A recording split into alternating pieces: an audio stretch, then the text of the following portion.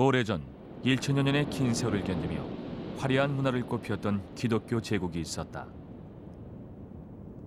바로 비잔틴 제국이다.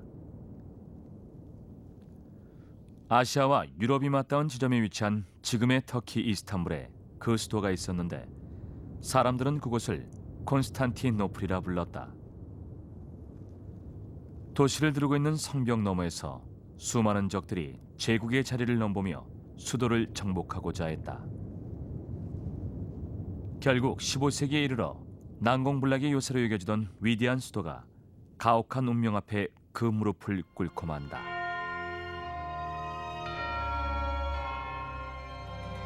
가장 강대했던 시절, 비잔틴 제국은 서유럽에서 중동에 이르는 거의 모든 지역을 지배했다.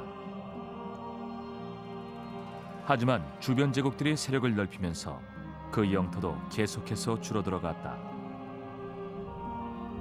그리고 가장 강력한 적이 나타나 제국을 위협했다. 바로 이슬람교를 중심으로 뭉친 오스만 제국이었다. 이 새로운 제국에 맞서 비잔틴 제국의 마지막 황제 콘스탄티누스 11세가 대항을 했다. 과연 비잔틴 제국의 마지막 몰락은 어떠했을까?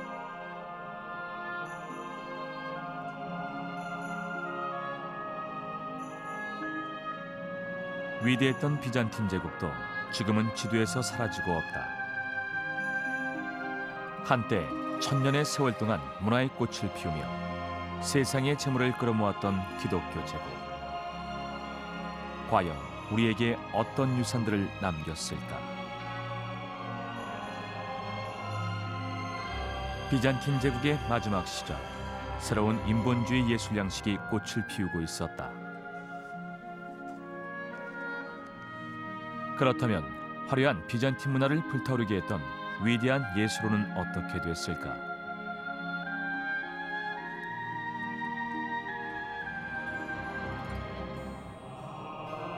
비잔틴 제국이 몰락한 후 광활했던 영토의 많은 지역이 오스만 제국의 손에 넘어갔다.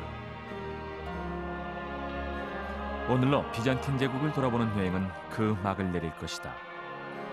이제 찬란했던 제국의 마지막 시절을 돌아보며 비잔틴 제국이 남긴 위대한 유산을 정리해 보도록 하자.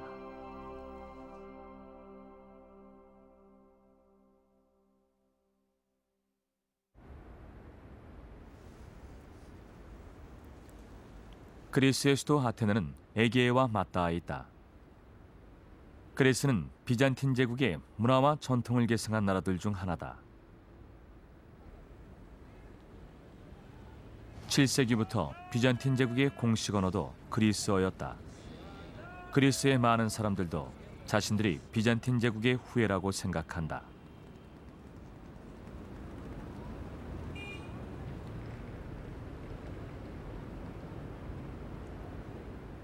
아테네에 있는 많은 성당들은 비잔틴 시대에 세워졌는데 아직도 신도들의 발길이 끊이지 않고 있다. 그리스의 공식 종교는 비잔틴 제국의 종교였던 그리스 정교다. 전체 인구의 97%가 그리스 정교를 믿고 있다. 사람들이 성모 마리아와 아기 예수의 성화에 입맞춤을 한다. 이렇게 비잔틴 제국의 종교와 생활이 이곳 그리스에서 재현되고 있다. 오늘 이야기는 이곳 그리스에서 시작된다. 미스트라, 비잔틴 제국 후기에 번영했던 요새 도시다.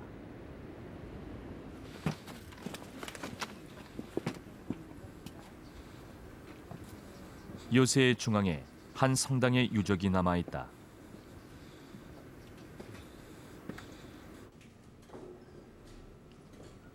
미스트라 메트로폴리스라고 불리던 대성당이다. 이곳에서도 비잔틴 제국의 표장인 머리가 둘 달린 독수리를 찾을 수 있다. 15세기 미스트라의 통치자가 비잔틴 제국의 왕위 계승자로 선택되어 이곳에서 대관식이 거행됐다.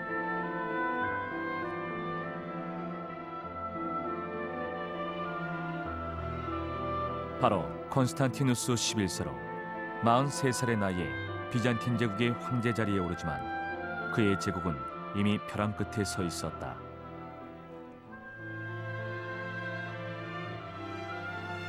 한때 서유럽에서부터 중동과 북아프리카에 이르는 광활한 영토를 지배했던 위대한 제국이 아니었던가. 하지만 15세기 무렵 비잔틴 제국은 동쪽에 위치한 강력한 오스만 제국에 밀려 아주 작은 나라로 전락해 있었다. 비잔틴 제국의 영토는 콘스탄티노플과 미스트라 주변 지역에 불과했고 그마저 오스만 제국이 침략의 기회를 엿보고 있었다. 콘스탄티누스 11세가 백성들의 마지막 희망을 안고 수도 콘스탄티노플로 떠난다. 하지만 그때 이미 그는 죽음을 생각했는지도 모른다. 이곳이 천년 이상 비잔틴 제국의 수도였던 곳이다. 그때는 콘스탄티노플이라 불렸지만 이제는 터키에서 가장 큰 도시 이스탄불로 알려져 있다. 지금은 전체 인구의 99%가 이슬람교도다. 그리고 대부분의 터키 사람들은 광대한 지역을 지배했던 오스만 제국의 후예라는 사실을 더 명예롭게 생각하고 있다.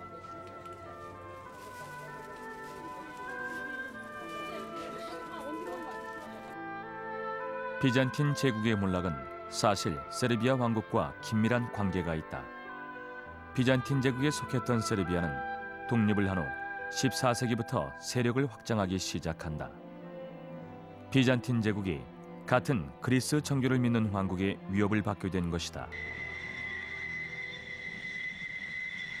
발칸반도 중앙에 세르비아 몬테네그로가 자리 잡고 있다.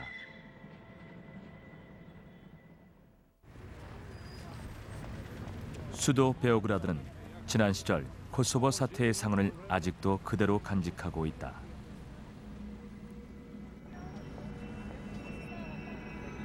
이곳이 베오그라드 국립박물관이다. 유서 깊은 세르비아의 벽화들이 화려했던 시절의 향수를 전하고 있다. 이 작품은 세르비아 왕국을 통치했던 두시안 왕이 세력을 떨치던 때의 모습을 담고 있다.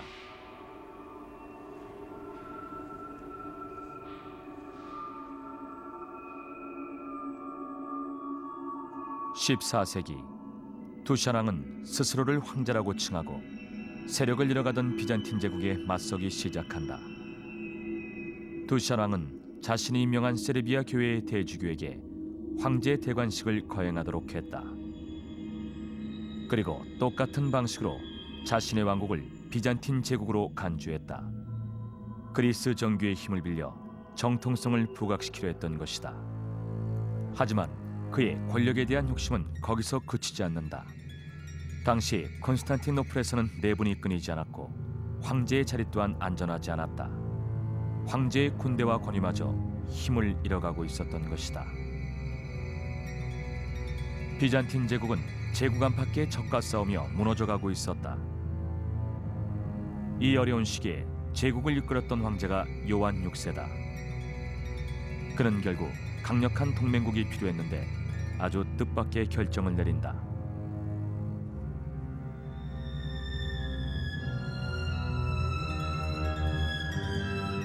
소아시아 동쪽에 위치한 이슬람 왕국인 오스만 제국의 지원군을 요청한 것이다. 무엇 때문에 비잔틴의 황제는 또 하나의 경쟁 상대였던 오스만 제국과 손을 잡으려 했던 것일까? 어쨌든 오스만 제국에게는 뿌리치기 힘든 좋은 기회임이 분명했다.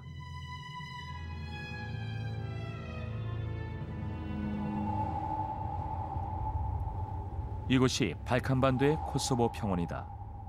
이곳에 세르비아와 오스만 제국의 병사들이 집결해 서로 대치했다.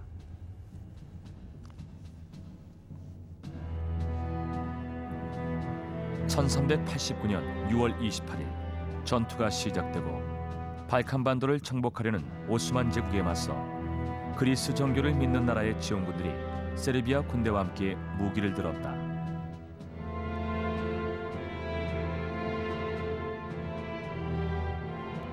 하지만 오스만 제국의 군대는 훨씬 강했다. 잔혹한 사륙이 시작되고 오스만의 병사들이 세르비아 군대를 유린했다. 세르비아인이라면 누구나 이 그림을 알고 있다. 바로 코소보의 처녀다.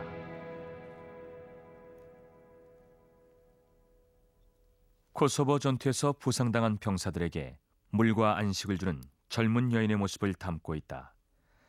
세르비아에서 민족주의 정서가 퍼져가던 1차 세계대전 당시에 그려졌다고 한다. 코소보 전투는 세르비아 사람들의 가슴에 한으로 남았고 그 이야기들이 세대를 거쳐 계속 전해져 오고 있다. 결국 코소보 전투에서 승리한 오스만 제국이 발칸반도의 많은 지역을 지배하게 된다. 이곳 세르비아 노비 파자르 인구의 90%가 이슬람 교도인 것도 바로 그 때문이다.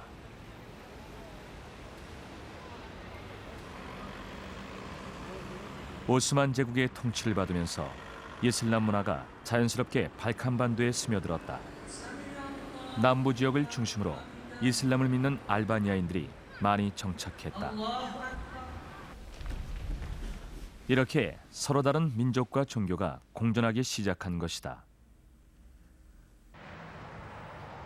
세르비아 민족은 비록 코소보 전투에서 패했지만 자신들의 기독교를 버리지는 않았고 오늘날까지도 그리스 정교의 전통을 계승하고 있다.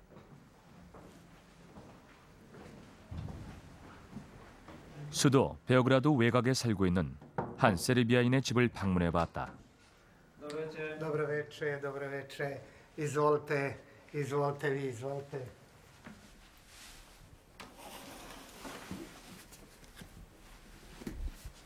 사보 코티치 씨다.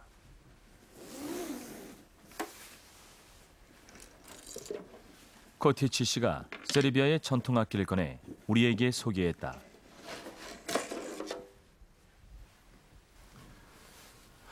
Ovo su gusle. To je jedini i prvi srpski instrument. 600년 전 코소보 전투가 벌어졌던 시절 많은 사람들이 글을 읽을 줄 몰랐다. 그래서 이렇게 구슬라를 이용해 그들의 기억과 역사를 노래로 후대에게 전했다고 한다.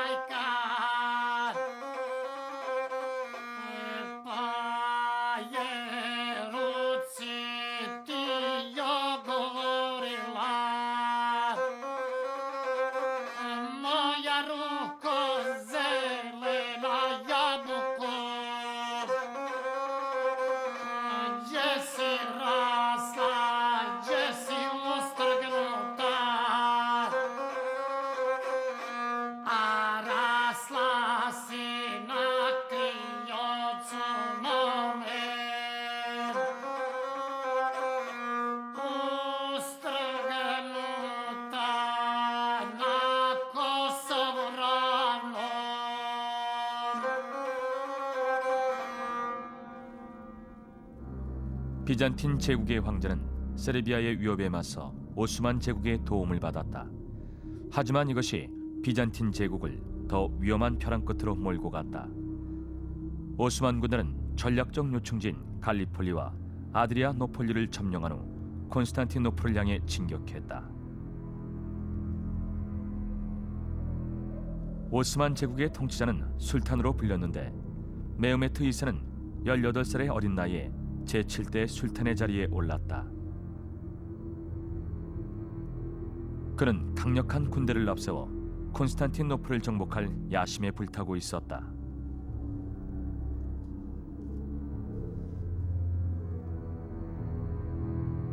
메흐메트의 야망은 알렉산더 대왕 같은 제왕이 되어 세계의 많은 민족들을 다스리는 것이었다. 그 야심을 실현하기 위해서는 콘스탄티노플을 정복할 필요가 있었다. 비잔틴 제국의 수도일 뿐만 아니라 유럽과 아시아의 교차점에 위치했기 때문에 상징적으로나 전략적으로 아주 중요한 곳이었다. 메흐메트의 야심은 결코 변하지 않았다.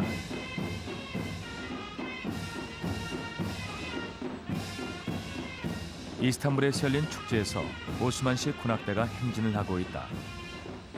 그 당시에도 이렇게 오스만 병사들을 격려했을 것이다.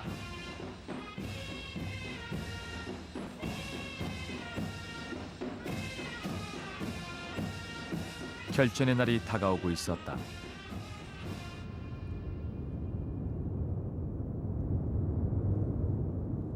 (1453년 4월 4일) 오스만의 트루크 병사들이 수도의 서쪽편에 진지를 구축했는데 대략 10만 명에 달했다고 한다.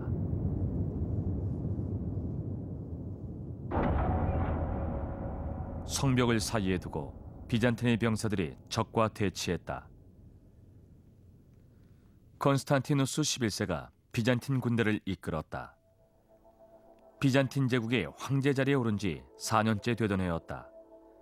가장 번영했던 시절 100만 명에 이르렀던 수도의 인구는 급격히 줄어 겨우 3만 5천여 명에 불과했다. 콘스탄티노플은 외곽을 두르고 있는 23km에 이르는 튼튼한 성벽으로 보호받고 있었다.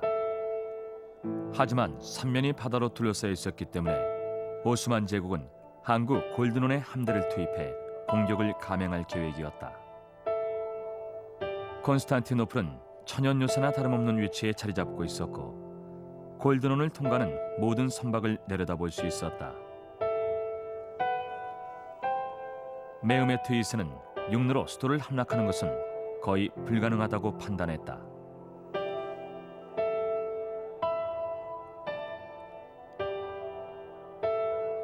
마찬가지로 비잔틴 제국도 골드논의 병력을 배치해 수도를 방어했는데 효과적으로 항구를 사수할 수 있는 무기가 있었다. 바로 아주 거대한 쇠사슬이었다. 쇠사슬을 골드논 입구에 설치해 동맹국의 선박만 출입을 허용하고 적국의 선박에 들어오는 것을 철저히 막았다. 오스만 함대가 이 쇠사슬을 제거하기 위해 공격을 시도했지만 비잔틴 군대의 격렬한 저항으로 실패를 거듭했다.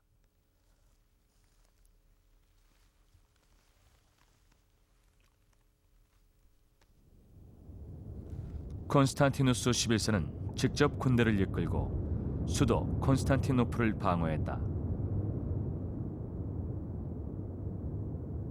메흐메트 2세가 계속 투항하라고 설득했다. 하지만 콘스탄티누스 11세는 제국의 명예를 위해 모든 요구를 거절했다. 그런데 이 비잔틴의 황제는 오스만 군대로부터 수도를 지킬 수 있다고 믿었던 것일까?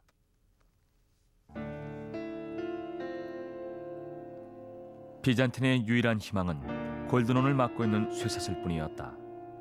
강력한 오스만 군대도 그곳을 통과하지 못하고 있었다. 이때 메흐메트 2세가 비잔틴 제국의 유일한 희망을 무너뜨릴 수 있는 놀라운 전술을 생각해낸다.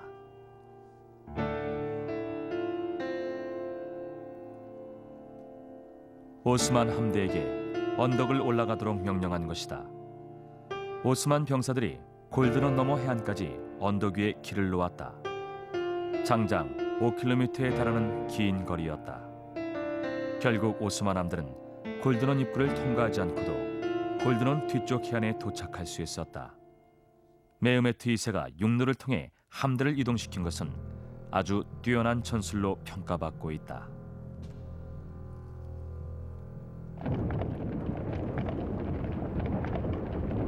병사들과 소떼의 힘을 동원해 기름칠 난 통나무 길 위로 선박을 이동시켰다. 강력한 오스만 군대가 아니라면 감히 시도하기 어려운 작전이었다.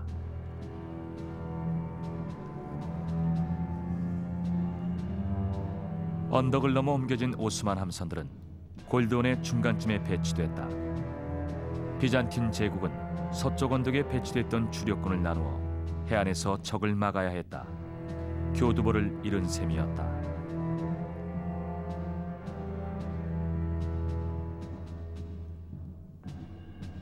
(1453년 5월 28일) 마지막 결전의 날이 밝기 전날, 콘스탄티누스 11세는 장군들을 모아놓고 결사항전을 다짐한다.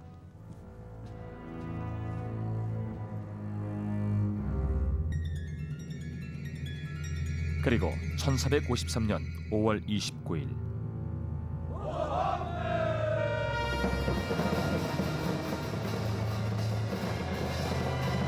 드디어 군악대의 북소리가 울려 퍼지고 오스만 군대가 공격을 개시했다.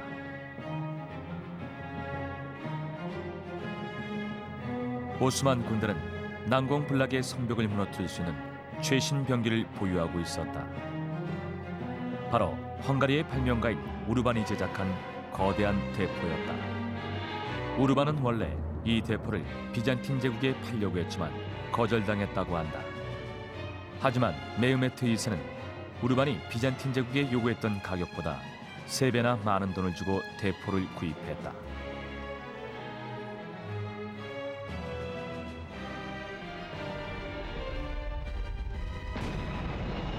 그 무게가 500kg 이상 나가는 거대한 포탄이 성벽을 향해 날아들었다.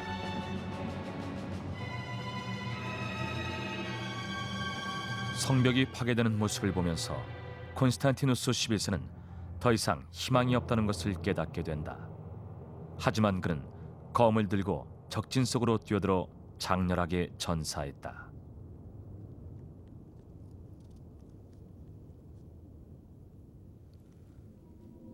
오스만 군대가 비잔틴의 건축물을 많이 파괴하기는 했지만 메흐메트 2세는 이 대성당을 보존하도록 명령했다. 대신 성당 안에 보이는 모든 십자가를 없애도록 했다.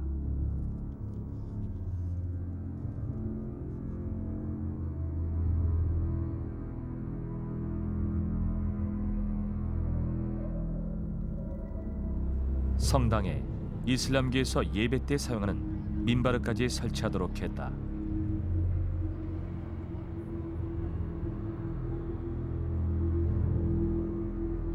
이렇게 해서 하기야 소피아 대성당이 이슬람 사원으로 바뀌게 된다.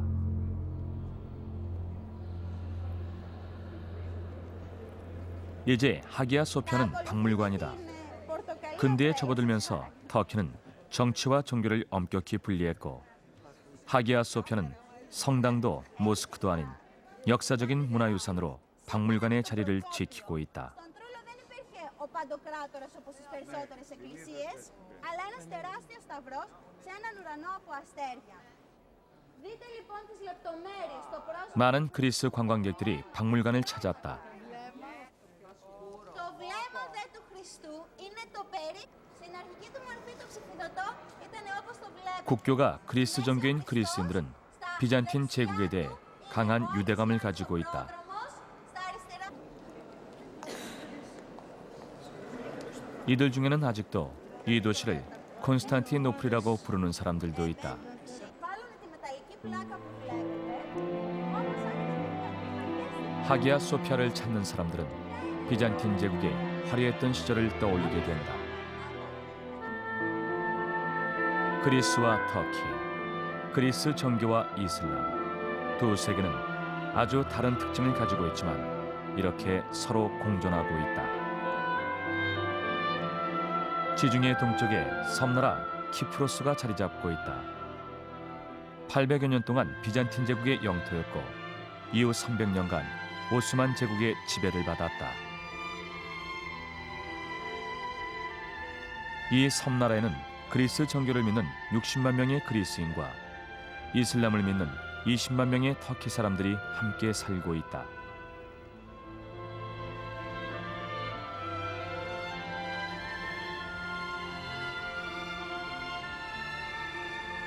대부분의 그리스계 주민들은 비잔틴 시대부터 이곳에 살았던 주민들의 후손이다.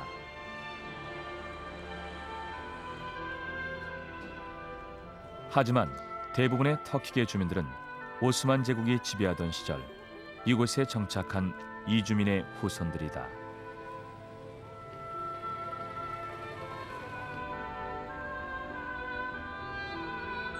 오늘날 이 섬나라는 수도 니코시아를 중심으로 남부와 북부로 분할되어 있다.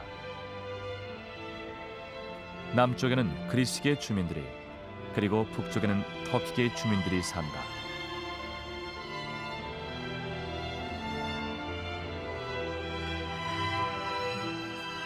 북부와 남부는 벽을 사이에 두고 갈라져 있고 군인들이 삼엄하게 감시하고 있다. 그리고 유엔 평화유지군이 두 지역 사이에 있는 그린 라인으로 불리는 완충지대를 지키고 있다.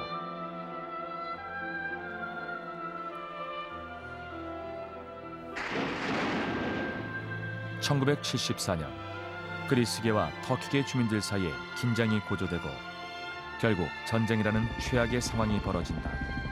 키프로스 전쟁이 시작된 것이다.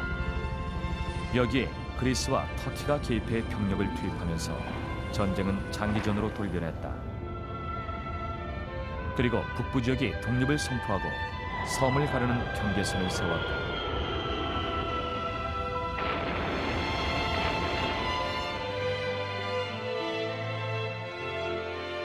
비잔틴 제국과 오스만 제국, 한때 키프로스를 지배했던 다른 종교와 전통을 가진 두 제국이 섬의 운명에 이렇게 어두운 그림자를 들이운 것이다.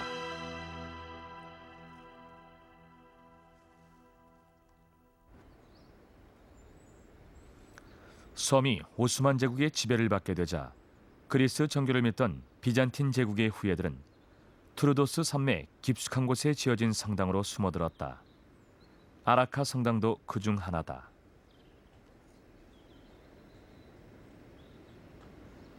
외부에서 보면 건축물은 성당이 아니라 아주 평범한 산장처럼 보인다.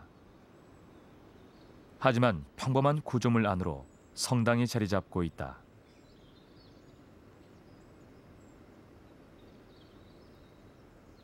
강도와 이교도의 약탈을 피하기 위해 이렇게 성당을 은폐시켜야 했다.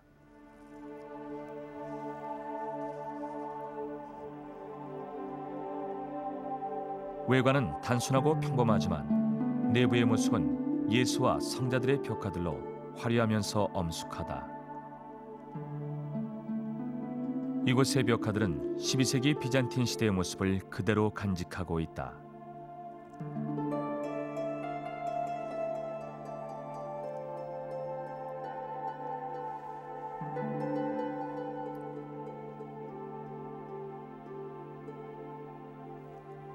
아라카 성당을 포함해 트로도스의 성당들은 이렇게 비잔틴 시대의 화려했던 시절을 담고 있다.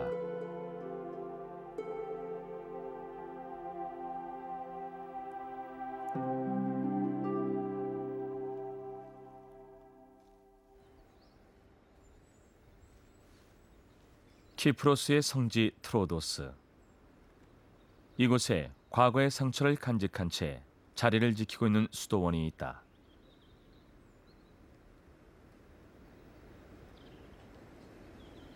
이곳은 람파디스티스 수도원이다. 11세기에 지어진 비잔틴 시대의 수도원으로 유엔이 세계 문화유산으로 지정한 곳이다.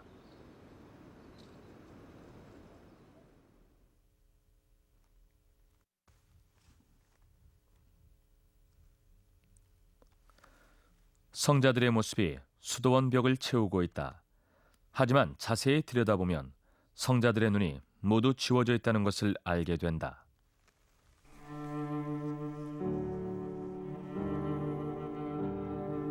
오스만 제국이 지배하던 시절 이런 순환을 겪어야 했다.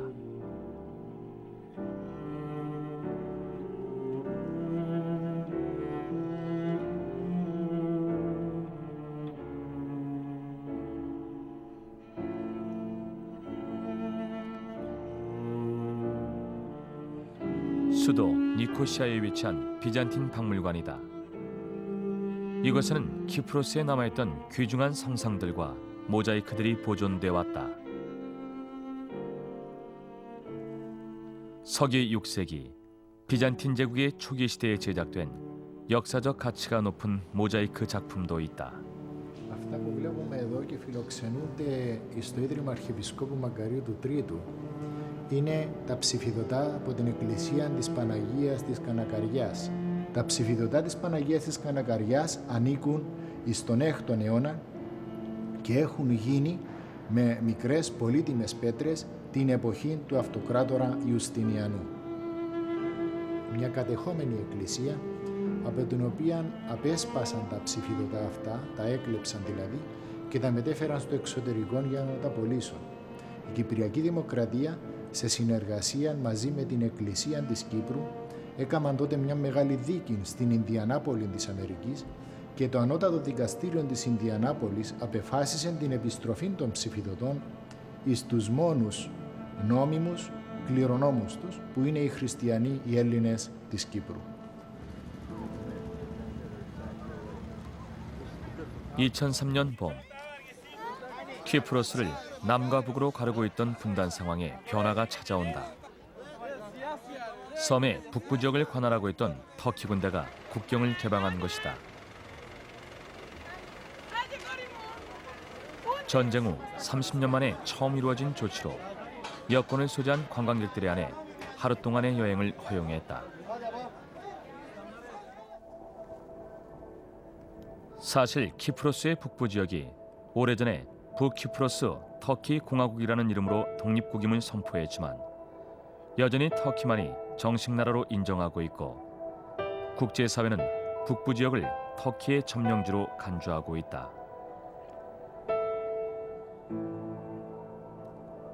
이곳은 비잔틴 시대에 지어진 카나카리아 성당이다. 니코시아의 박물관에 전시됐던 모자이크도 원래 이곳에 있었다.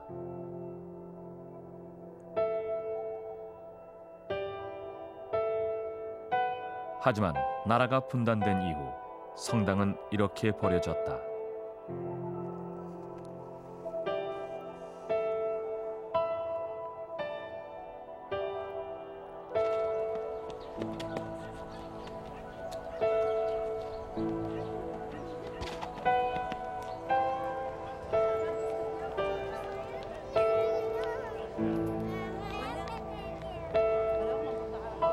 이곳은 북부 지역에서 가장 큰 이슬람 사원이다.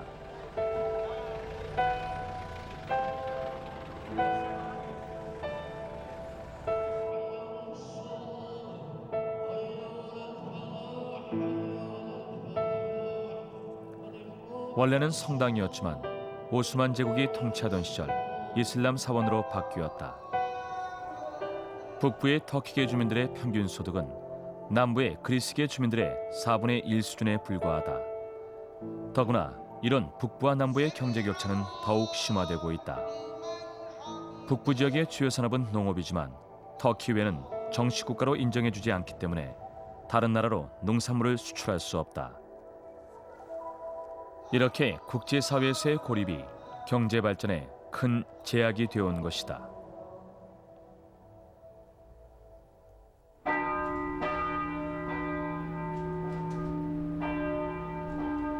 비잔틴 제국이 남긴 문화유산은 이곳 세르비아에서도 확연히 느껴진다.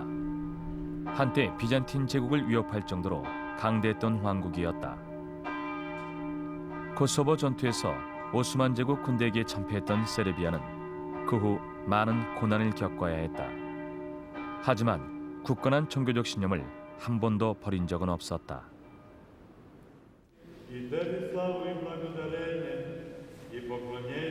이곳 베오그라드는 세르비아 정교의 총분산이나 다름없다.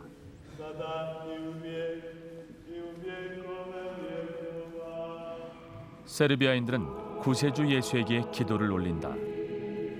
하지만 이슬람 교도인 알바니아인들이 코소보 전투가 벌어졌던 지역에 정착하면서 서로 다른 종교가 대립해왔다.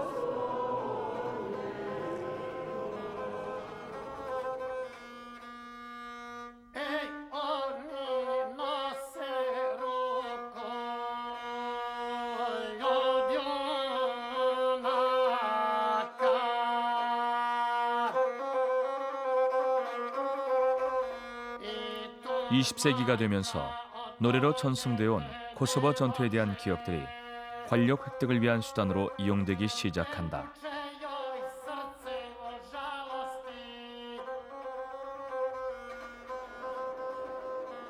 1989년 코소보 전투 600주년 기념식 행사가 구 유고슬라비아에서 개최됐는데 무려 20만 명에 달하는 세르비아인들이 코소보 평원에 운집했다.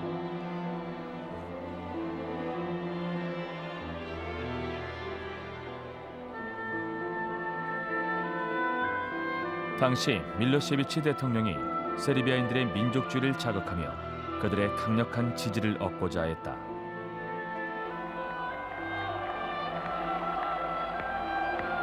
I nema te sile koja može pokolebati rukovodstvo Srbije i građane Srbije u borbi za pravedne ciljeve. 밀로세비치 정권은 세르비아 민족의 뿌리가 코소보라고 선포하고 군대를 동원해 코소보의 이슬람계 주민들을 공격했다. 이렇게 유고슬라비아 분쟁이 시작됐고 1999년에는 코소보 사태가 터진다.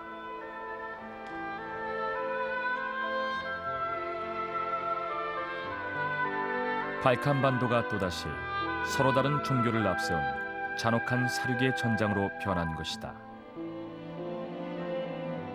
오래전 비잔틴과 오스만 제국이라는 이름으로 대립했던 두 세계가 다시 무기를 들고 서로를 학살한 것이다.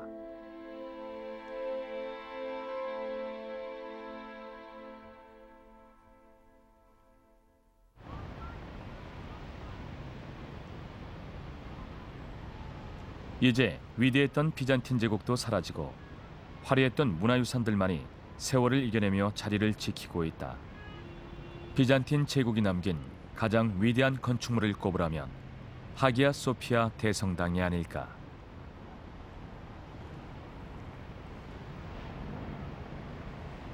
이 성당은 6세기에 건축된 이래 많은 복구 작업을 거치면서 웅장했던 모습을 그대로 간직하고 있는 도명 건축물로 지붕의 직경만 31m에 달한다.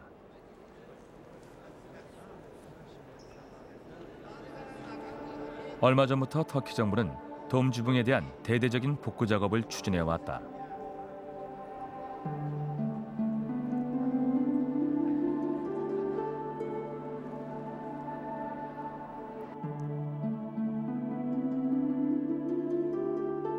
돔 지붕은 성스러운 분위기를 자아내도록 건설됐는데 이를 위해 창문들을 정교하게 배치했다.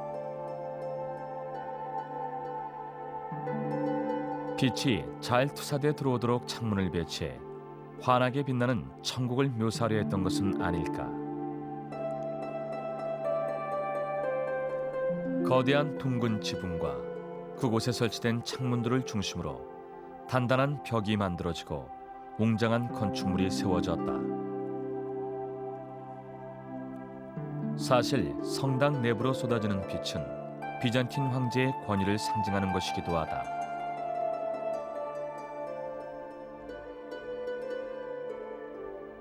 하기야 소피아를 둘러본 오스만 제국의 술탄들까지 위대한 건축물을 소유하게 된 것을 영광스럽게 여겼다고 한다. 17세기 비잔틴 제국이 몰락한 지 150여 년이 지난 후 이스탄불에 거대한 이슬람 사원이 세워진다. 이것이 술탄 아흐메트 사원이다. 내부를 장식하고 있는 아름다운 푸른색 타일 때문에 블루 모스크라고도 불린다.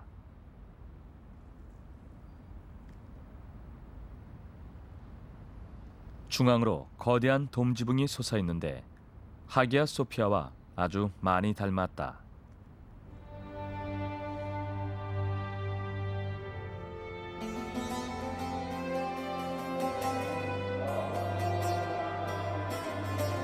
웅장하고 성스러운 분위기의 하기야 소피아 대성당이 이슬람 교도들의 마음까지 매료시켰던 것은 아닐까. 비록 하기야 소피아 대성당처럼 기독교 성화들은 없지만 아흐메트 사원에서도 하기야 소피아와 같은 성스러운 분위기를 느낄 수 있다. 창문도 아주 많이 달려 있다.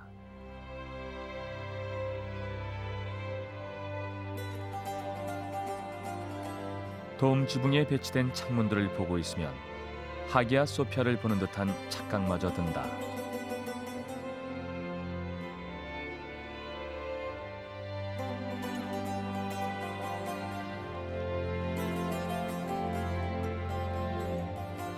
비잔틴 문화에 화려했던 전통들이 이렇게 오스만 제국을 통해 이슬람 건축물에까지 스며들어 있다.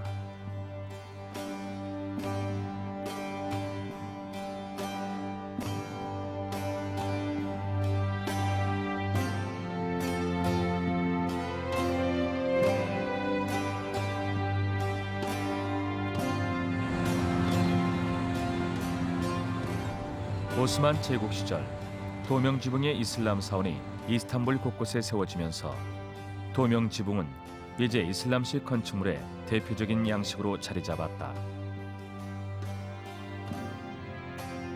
오늘날 이스탄불에는 2,500여 개의 크고 작은 도명 건축물이 세워져 있다.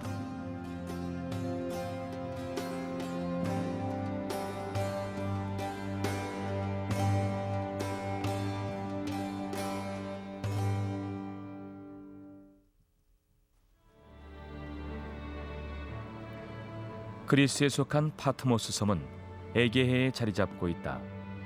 오래전 비잔틴 사람들이 이슬람의 박해를 피해 기독교 세계를 구현할 곳을 찾아 이 섬으로 이주했다. 현재 크고 작은 그리스 정교회 교회만 400개나 있다고 한다.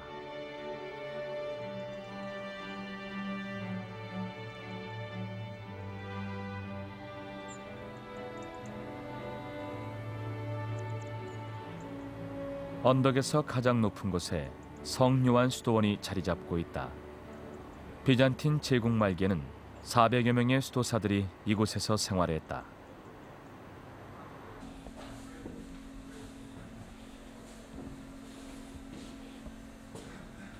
지금은 30명의 수도사들만이 있지만 거의 옛날 방식 그대로 하루를 보낸다.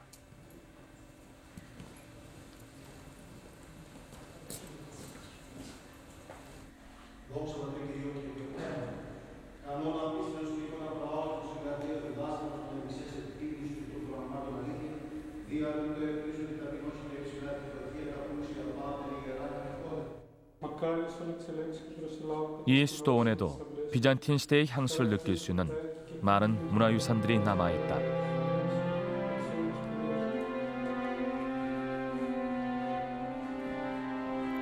이렇게 통로들이 복잡하게 얽혀있는 것은 이교도의 침략을 막기 위한 대비책이었다고 한다. 투박한 모습의 통로를 몇 개 지났을 때 영적 안식처라고 적혀있는 석판이 모습을 드러냈다.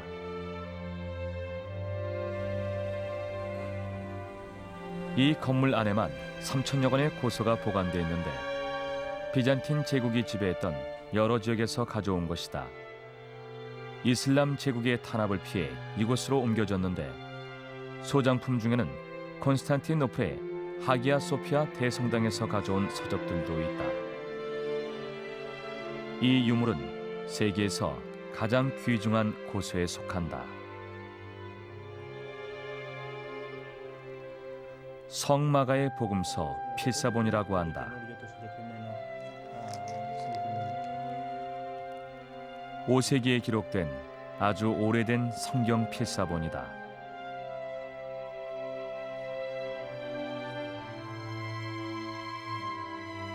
당시의 최상품이었던 붉은색 알료로 염색한 양피지를 사용했다.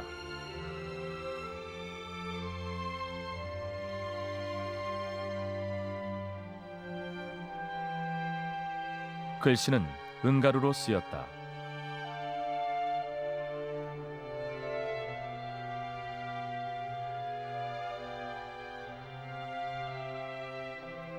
자세히 살펴보면 금가루를 사용한 글자들이 보이는데 예수를 지칭하고 있다.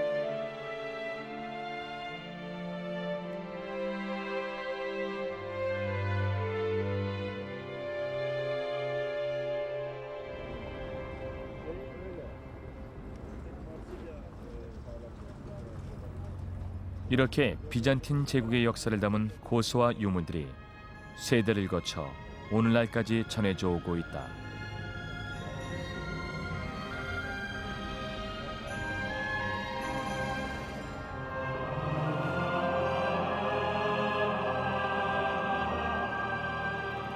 이곳에 있는 비잔틴의 모자이크들도 오랜 세월을 견디며 자리를 지키고 있는데 위에 해반죽을 덮었던 덕분에 종교의 바퀴를 피할 수 있었다.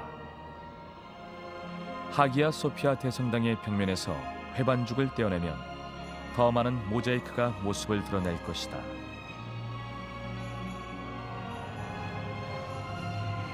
비잔틴 제국, 그 화려했던 천년의 세월을 돌아보는 여행도 이제 막을 내릴 시간이다. 비잔틴 제국의 수도였던 이스탄불에는 이렇게 과거와 현재 그리고 여러 문화가 교차하고 있다. 한때 지중해 지역을 호령했던 위대한 제국, 이슬람 제국과 경쟁하며 화려한 기독교 문화를 꽃피웠던 제국, 그들이 남긴 문화유산과 이야기는 영원히 꺼지지 않는 불꽃으로 살아남을 것이다.